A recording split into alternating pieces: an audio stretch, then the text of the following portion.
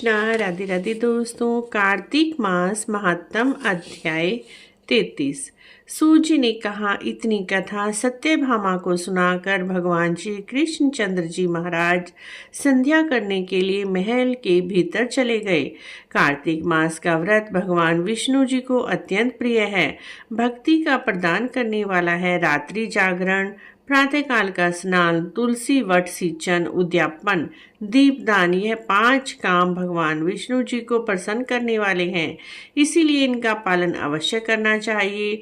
ऋषियों ने कहा, भगवान विष्णु का प्रिय, अधिक फल का देने वाला, शरीर के रोम रोम को प्रसन्न करने वाला, इतिहास पूर्वक जो कार्तिक महात्म आपने कहा है, मोक्ष की चाहना करने वालों या भाग के इच्छुक मनुष्यों को यह व्रत अवश्य करना चाहिए। किंतु हम एक बात आपसे पूछना चाहते हैं, वह यह है कि यदि कार्तिक मास का व्रत करने वाला किसी संकट में फंस जाए या जंगल में हो या वह किसी रोग से ग्रस्त हो जाए, फिर वह कार्तिक का व्रत किस प्रकार करे? क्योंकि विष्णु भगवान का अतिशय प्रिय और मुक्ति भक्ति प्रदान करने वाला व्रत किसी भी प्रकार नहीं छूटना चाहिए।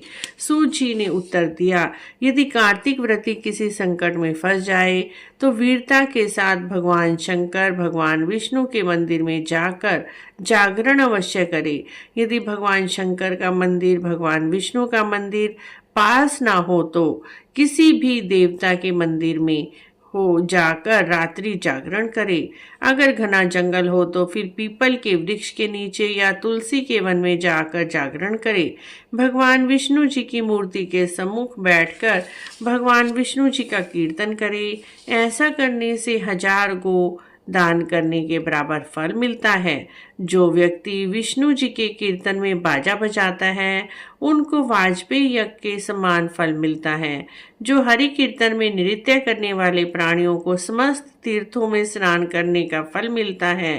किसी संकट के समय या रोगी हो जाने पर यदि जल ना मिल सके तो केवल भगवान विष्णु जी के नाम के मंत्र का वर्जन कर लें। यदि उद्यापन ना कर सकें तो व्रत की पूर्ति के लिए केवल ब्राह्मण को भोजन ही करवा देवें, क्योंकि ब्राह्मणों के प्रसन्न होने से भगवान विष्णु भी प्रसन्न होते हैं।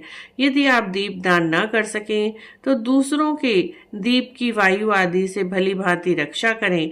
और यदि तुलसी जी का पौधा पास में ना हो तो ब्राह्मणों की ही पूजा कर लें, क्योंकि भगवान विष्णु सदा अपने भक्तों के निकट ही रहते हैं।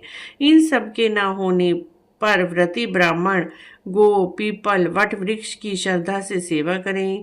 शौनक आदि ऋषियों ने कहा, आपने गो और ब्राह्मण के विषय में पीपल वट वृक्ष को क्यों बतलाया है? सभी वृक्षों में पीपल का वृक्ष और वट वृक्ष श्रेष्ठ क्यों कहे गए हैं? सूत जी ने कहा, पीपल का वृक्ष साक्षात विष्णु भगवान है, वट वृक्ष साक्षात शंकर भगवान है और पलाश का वृक्ष साक्षात ब्रह्मा है। इन वृक्षों की पूजा सेवा दर्शन से सब पापों का नाश हो जाता है।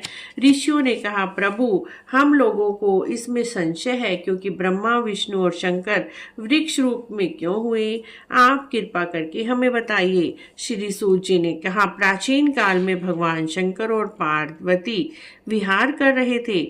उस समय उनके विहार में विघ्न डालने के से ब्राह्मण का रूप धारण करके अग्निदेव वहां आ गए। विहार के आनंद का नाश हो जाने के कारण वे क्रोध में भरकर पार्वती जी ने समस्त देवताओं को शाप दे डाला। पार्वती जी ने कहा, हे देवताओं, विषय सुख को कीट पतंग भी जानते हैं, इसमें आप लोगों ने देवता होकर विघ्न डाला है, इसलिए आप सब लोग वृक्ष हो जाएं। सूत जी ने कहा, इस प्रकार क्रोधित पार्वती जी के शाप देने से सब देवता वृक्ष बन गए। इसी कारण भगवान विष्णु और शंकर भगवान दोनों पीपल और वट हो गए। उसी प्रकार भगवान विष्णु का शनिदेव के साथ भोग होने के कारण केवल शनिदेव को ही पीपल को स्पर्श करना चाहिए और किसी शनिवार को ही पीपल को स्पर्श करना चाहिए और किसी दिन नहीं। बोलिए कार्तिक मास महात्म अध्याय 33। बोलिए कार्तिक के ठाकुर की जय, राय दामोदर भगवान जी की जय। और यदि अध्याय अच्छा लगा है तो प्लीज़ लाइक शेयर सब्सक्राइब।